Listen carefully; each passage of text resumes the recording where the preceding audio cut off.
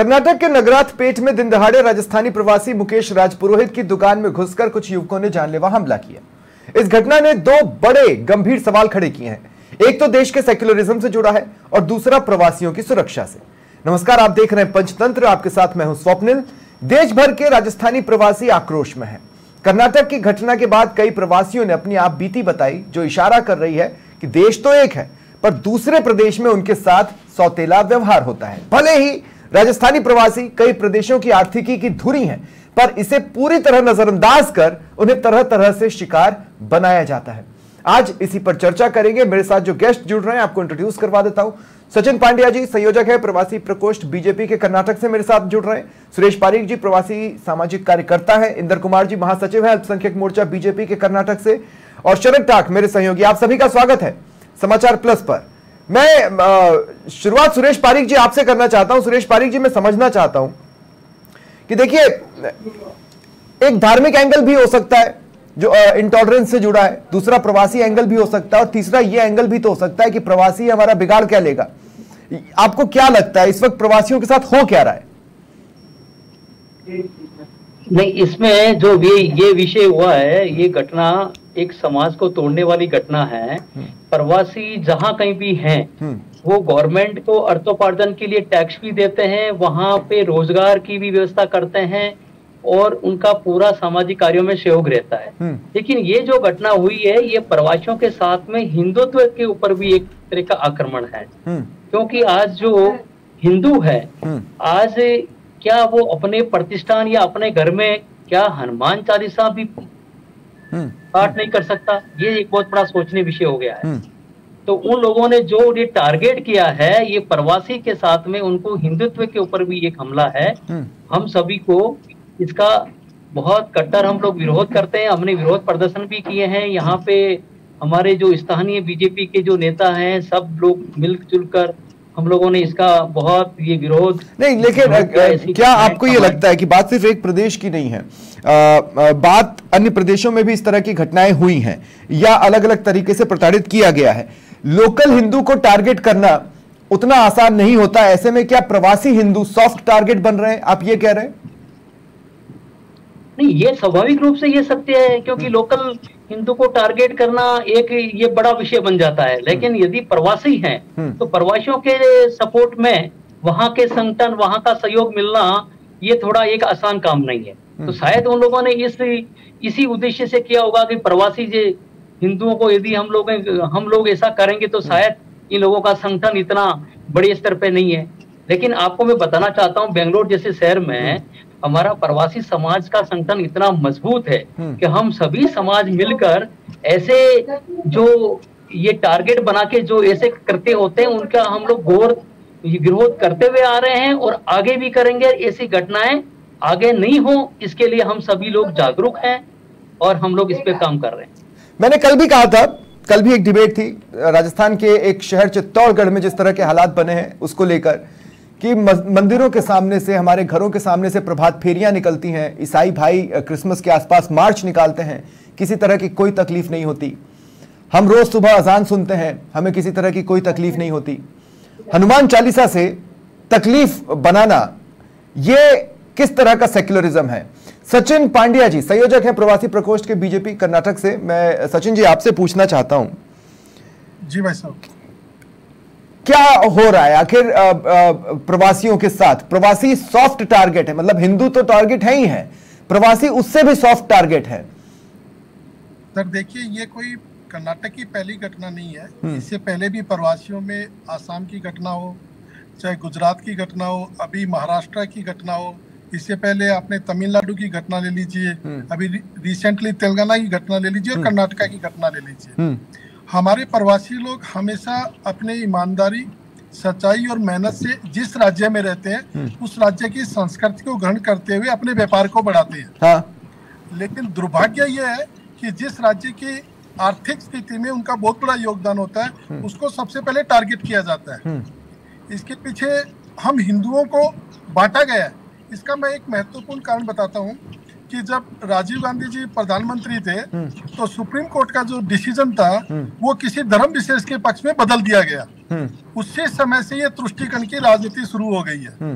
ये घटनाएं पहले भी होती थी, लेकिन जब से मोदी जी और योगी जी ने एक हिंदुत्व के अंदर एक अपनत्व और स्वाभिमान जगाया है, तब से ये घटनाएं सामने आने लग गई है।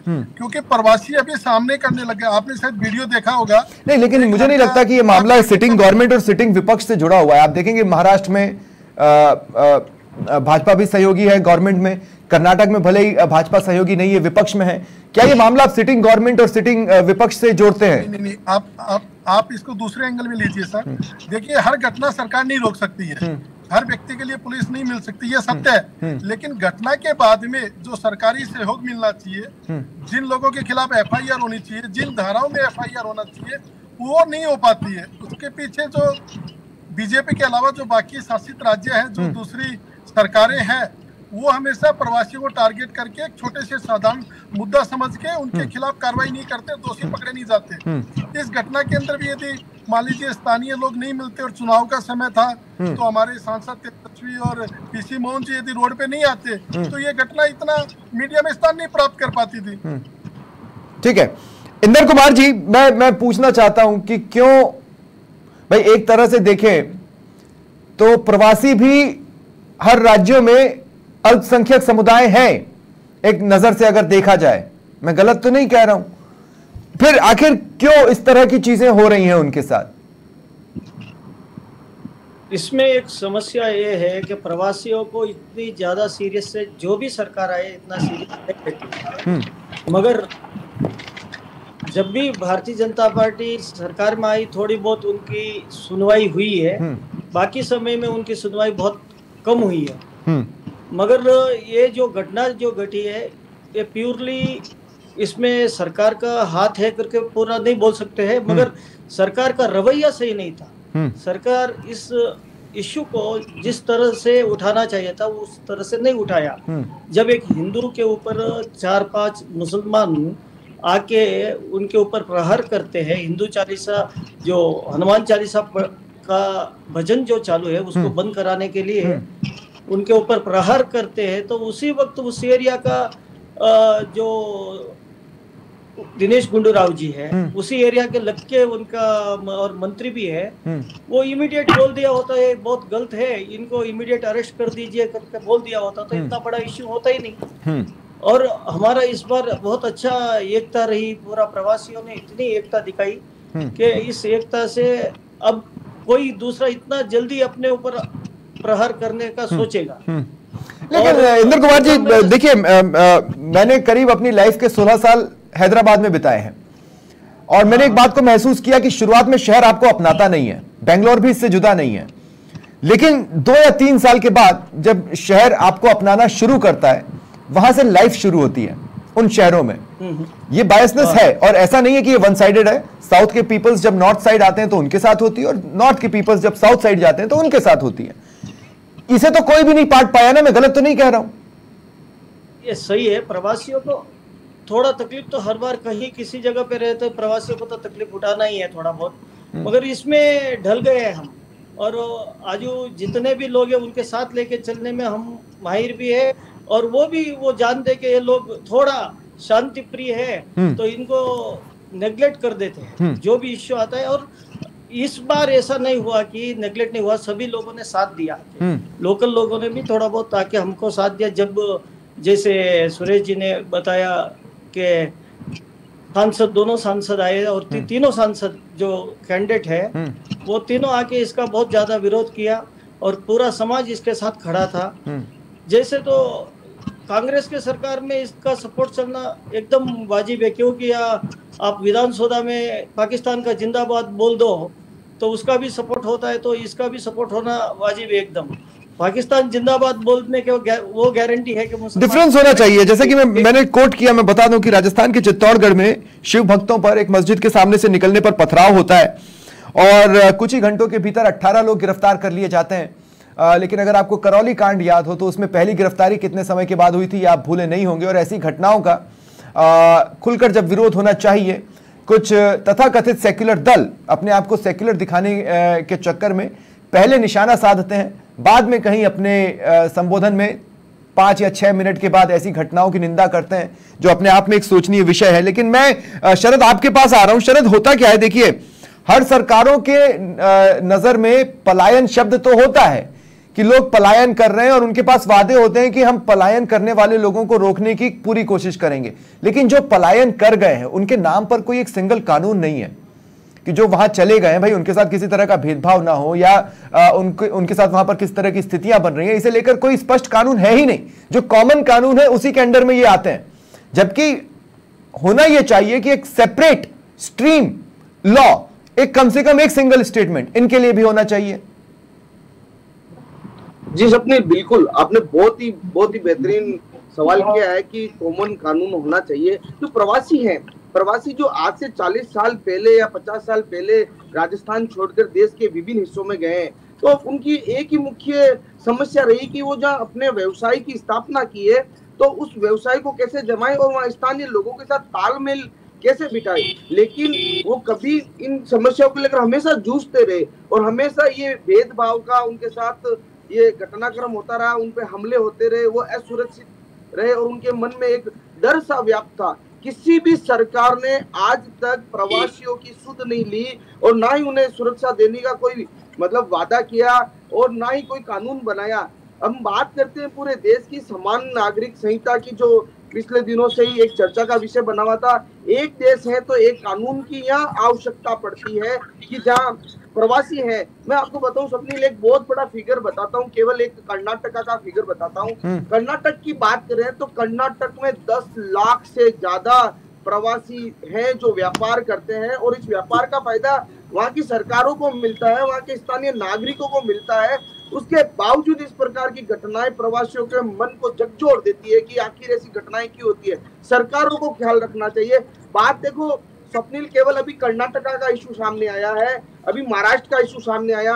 अगर हम बात करें उधर आसाम की, अरुणाचल प्रदेश की, उधर बात करें तो गुवाहाटी उस साइड की, तो वहां पर हालात तो इससे भी बेहतर हालात है।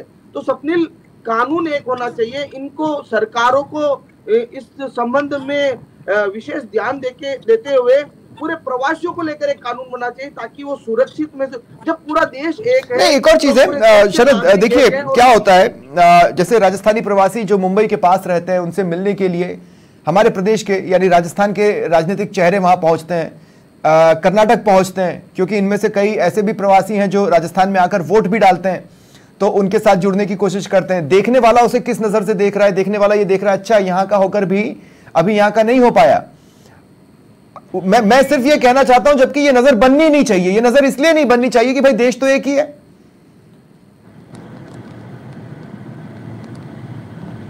शरद, बिल्कुल स्वप्निल, हाँ बिल्कुल आपने देखो स्वप्निल, ये आज ये विषय यही है।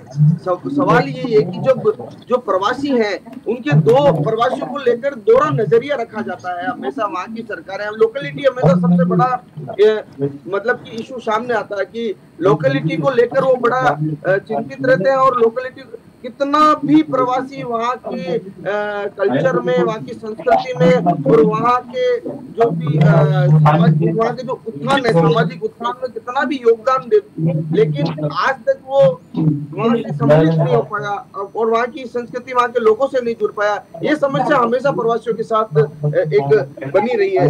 जी, मैं बताऊं कि पूरा इशू चल रहा है सुरक्षा को लेकर जो नहीं, लेकिन मैं ये भी जानना चाहता हूं कि आम दिनों में क्या होता है। सुरेश पारीक जी, मैं आपसे पूछना चाहता हूं, भाई देखिए बहुत टाइट कम्युनिटी है राजस्थानी प्रवासियों की, जहां कहीं भी है देश भर में, वो एक दूसरे से जुड़े हुए हैं, व्हाट्सएप ग्रुप्स बने हुए हैं, सोशल मीडिया वेबसाइट्स पर हमने देखा है कि अलग अलग ग्रुप्स बने हुए, उसके जरिए जुड़े हुए हैं, आपस में बातें तो शेयर करते होंगे ना कि किस तरह की बायसनेस है भी कि या नहीं है। तो एक कॉमन समस्या किस तरह की होती है? आप एक बार अपना माइक अनम्यूट करके जवाब दें प्लीज। इसमें ऐसा विषय है कि प्रवासी जहां कहीं भी है, किसी भी जो राज्य में प्रवासी एक तरह से वहां की जो इकोनॉमी की रीढ़ की हड्डी बने हुए हैं। उसके बावजूद भी यदि प्रवासियों को अलग नजर से देखा जाता है तो वो राज्य सरकार को इस विषय में जरूर सोचना चाहिए। प्रवासियों के बिल्कुल ग्रुप बने हुए हैं, हमारा ऑर्गेनाइजेशन जो है वो प्रवासियों के अलावा स्थानीय लोगों के लिए भी काम करता है। नहीं, पर आप लोग तो लोकल फेस्टिवल्स में भी शामिल होते हैं, और जहां तक मुझे जानकारी है आप में से अधिकतर लोग अब स्थानीय भाषाएं भी बोलने लगे अच्छी खासी तरीके से। जी जी जी जी, स्थानीय भाषा बोलते हैं। स्थानीय जो यहाँ पे इनको सहायता के रूप में हमेशा, चाहे कोविड की वो काल में हो, प्रवासियों ने बहुत मदद की है, हमेशा मदद के लिए तत्पर रहते हैं। उसके बावजूद भी जब सरकार का सपोर्ट यदि प्रवासियों को नहीं मिलता तो ये बहुत बड़ा सोचने विषय है। अच्छा, थोड़ा सा अगर आप क्लियर कर पाए इंदर कुमार जी, सरकारों का सपोर्ट प्रवासियों को नहीं मिलता, अगर प्रवासी ये फील कर रहे हैं तो इसकी वजह क्या है? इसकी वजह है सुरेश जी जो बोल रहे हैं, हर चीज में प्रवासियों ने जितनी सेवा देते हैं उतनी सेवा तो यहाँ के लोकल वाले भी नहीं देते, चाहे कोविड हो चाहे आपदा के समय हो, हर बार। लेकिन ये एक समस्या क्या है, आपका जब समस्या आगे आ जाता है उस वक्त प्रवासी दिखता है। वापस प्रवासी का थोड़ा समस्या क्या है, सबसे मिलना जरूरी है। अभी एक 4-5 साल से हम लोकल से ज्यादा मिल रहे हैं तो थोड़ा फर्क आया, मगर हमको भी यहाँ लोकल वालों के साथ ज्यादा से ज्यादा मिलना है, उनके साथ जुड़ना है। नहीं, पर राजस्थानी तो बाय नेचर ही मिलनसार होते हैं, वो तो हर किसी के साथ मिलकर मिंगल हो जाते हैं। हाँ, मिंगल होते हैं, मगर अब पहले इतना जल्दी बाहर नहीं आते थे, अभी बाहर आना चालू कर दिए 5-7 साल से, और इसका फर्क दिखेगा भी। और सरकार थोड़ा क्या है, लोकल लोगों को ज्यादा सपोर्ट करती है, प्रवासियों को नेग्लेक्ट ज्यादा करती है। इसके लिए सब बैठ के इसके बारे में, इसका कारण यह है कि प्रवासी कई बार वोट अपने प्रदेश में जाकर करते हैं, वहां के पॉलिटिकल सिस्टम का हिस्सा नहीं बने हैं, या कारण कुछ और है? नहीं, अभी जो भी है वोटिंग वगैरह सब परसेंटेज अपना प्रवासियों का 65 to 70% हो रहा है। पहले नहीं होता था, अभी 70। हम देखो, मैं बूथ वाइज में ध्यान रखता हूँ, जहां जहां प्रवासियों का बूथ है वहां 70%, 65%, 80% तक भी वोट होता है। ठीक है, पहले वो प्रॉब्लम था कि 35%, 40%, मगर अब प्रवासियों ने नेग्लेक्ट कुछ चीज में है ही नहीं। अभी हर चीज में प्रवासियों ने एकदम आगे बढ़ के सब चीज में ध्यान दे रहे हैं। मगर इसका थोड़ा और संगठन में अपना प्रवासियों का संगठन भी एक क्या हो गया है, प्रवासियों का संगठन जाति, ये क्या हुआ, पटेल जी का अलग, ये करता अलग, चौधरियों का अलग, ये अलग अलग बट गया है। ये सब मिलके एक जबरदस्त एक संगठन बनाए तो इसका जवाब भी मिलेगा। एक्चुअली प्रॉब्लम क्या है कि इतिहास का एक एक चैप्टर हमें ये चीज सिखाता है कि लोग जब भी बटे हैं दूसरों ने फायदा उठाया है। इतिहास का एक एक चैप्टर आप किसी भी कालखंड को उठाकर देख लें, इससे जुदा नहीं होता। सचिन पांड्या जी, मैं आपके पास आ रहा हूं। सचिन पांड्या जी, पीसीआर मुझसे कुछ कहना चाह रहे हैं? हाँ सचिन पांड्या जी, मेरा सवाल आपसे ये है कि कहां एक जवाब और देना चाहता हूं। अच्छा, शॉर्ट में बोल दीजिए इंदर जी। ये क्या है, अभी समझो हमारा जैन समाज है, हाँ। अगर जैन समाज का, पटेल समाज का और चौधरी समाज का, ऐसे क्या है, सब ये कार्यक्रम करते हैं तब तो 25% वापस प्रेजेंट रहता है, एटलीस्ट 60% प्रेजेंट होता है सब मिलके, तो उसका कुछ ना कुछ कर सकते हैं। ऐसा नहीं है कि नहीं कर पाएंगे, और वो हमको हमारे पास आना ही पड़ेगा, सरकार को ऐसा कर सकते। तो सचिन पांड्या जी, आपको भी लगता है कि एक तो सरकारें अनदेखा कर रही हैं, लेकिन दूसरा यह भी है कि हमारी आपस की भी गलती है, जिसकी वजह से हम एक आसान शिकार बन रहे हैं या एक सॉफ्ट टारगेट बन रहे हैं? सर देखिए, मैं आपको बताता हूँ, ये हमारा दुर्भाग्य ही है कि कम से कम बेंगलोर में इन दिनों में 4-4 पीढ़ी के लोग रह रहे हैं, और उनके बच्चे स्थानीय लोगों के साथ शादियां भी कर रहे हैं, आपस में एक पारिवारिक रिश्ता भी हुआ है, और वो उनकी भाषा ही बोलते हैं। शायद उनको कुछ परिवार तो ऐसे हिंदी नहीं आएगी, कन्नड़। तो फिर हम अब भी प्रवासी क्यों कहला रहे हैं? उनको प्रवासी समझा जाता है। नहीं, लेकिन हम अब भी प्रवासी कहला क्यों रहे हैं? अगर हमारी 3-3, 4-4 पीढ़ियां वहां से हैं तो हम प्रवासी क्यों हैं? क्योंकि उनके मन में भाव ये रहता है कि ये प्रवासी लोग बाहर से आते हैं, हमारे हक को मारते हैं, और यहाँ पैसा कमा के, और हमारे प्रवासी लोगों में थोड़ा सा मैं माइनस पॉइंट ये मानता हूँ, उनमें दिखावा बहुत है।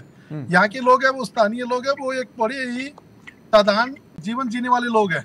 इसका भी एक कारण है, पीछे आसाम की जो घटना घटी उसके पीछे का भी यही एक उदाहरण था। लेकिन प्रवासियों के साथ जो सुरेश जी और इंदर जी जो बोल रहे हैं कि वो सॉफ्ट टारगेट बनाया जाता है, हमेशा बना है और बनता रहेगा, क्योंकि हम लोग अलग अलग जाति और धर्म में बटे हुए हैं। प्रवासी बोले तो एक नाम नहीं आता है, जैन धर्म अलग आ गया, ब्राह्मण समाज अलग आ गया, हाँ। पटेल अलग आ गया। जब तक हम प्रवासी एक नहीं बनेंगे तब तक ये समस्या आज नहीं हमेशा नहीं। दूसरा ये भी है कि सिर्फ राजस्थान से गए लोग ही प्रवासी थोड़ी ना कहला रहे हैं, मध्य प्रदेश से गए भी प्रवासी हैं, जम्मू कश्मीर से पहुंचे लोग भी प्रवासी ही होंगे। हाँ, मैं आपका जवाब देता हूँ। आप देखिएगा यूपी बिहार के जो लोग हैं वो निम्न क्लास के लोग ज्यादा है, उनका दिहाड़ी मजदूरी में काम होता है। आप गुजरात के लोग हैं वो ज्यादा धनाढ़ लोग हैं, वो बिजनेस में एक अलग क्लास में है।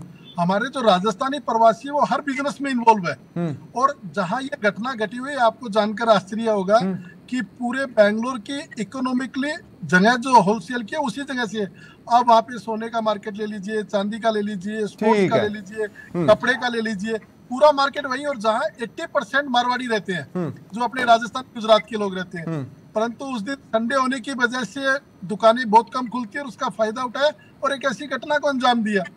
ठीक है शरद टाक, मैं आपके पास आ रहा हूं। कुल मिलाकर जितना हम महसूस कर पा रहे हैं इसमें स्थानीय कॉम्प्लिकेशंस तो है ही हैं, लेकिन उसके अलावा बहुत ज्यादा कॉम्प्लिकेटेड ये मैटर नहीं है। अब जब सांसद देवजी पटेल ने गृह मंत्री अमित शाह को खत लिखा है, उम्मीद ये की जानी चाहिए कि एक कमेटी बनाई जाएगी जो इस मैटर को देखेगी और वो प्रवासियों को एज अ प्रवासी लेकर अपने सजेशंस देगी जिसको अमली जामा पहनाया जा सके।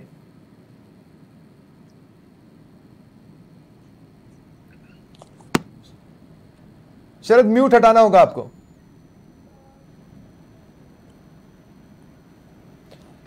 शरद आपको म्यूट हटाना होगा। स्वप्निल बिल्कुल मैं आपका सवाल बिल्कुल मैं बताऊं, उसका जवाब दूंगा कि जब ये घटना घटित हुई थी तब स्थानीय जनप्रतिनिधि जो वहाँ के सांसद है तेजस्वी सूर्या वो मैदान में आ गए। उन्होंने इस घटना की निंदा की और जो जालोर सिरोही के जो सांसद है देवजी पटेल उन्होंने गृह मंत्री से बात की। तमाम इस घटना के बाद अब ऐसा लग रहा है कि जनप्रतिनिधि अपने स्तर पर जो देश के गृह मंत्री हैं अमित शाह जी से बात करके प्रवासियों की सुरक्षा को लेकर एक विशेष ध्यान देने की आवश्यकता, और वो इसमें अगर जनप्रतिनिधि अपनी इच्छा शक्ति को अगर मजबूत करे तो शायद बहुत ही जल्द देश के जो प्रधानमंत्री नरेंद्र मोदी जो देश की अखंडता और एकता को लेकर हमेशा सजग रहते हैं। मैं वाइंड अप करने वाला था, मैं वाइंड अप करने वाला था, लेकिन उससे पहले एक सवाल मेरे दिमाग में आया है, मैं जरूर लेना चाहता हूं। इंद्र कुमार जी, मैं आपसे पूछना चाहता हूं, तेजस्वी सूर्या जब वहां पहुंचते हैं तो वो इसलिए पहुंचते हैं कि मैटर हिंदू का है, या वो इस बात को भी समझ रहे हैं कि नहीं ये एक सिर्फ हिंदू का नहीं एक प्रवासी का भी मामला है?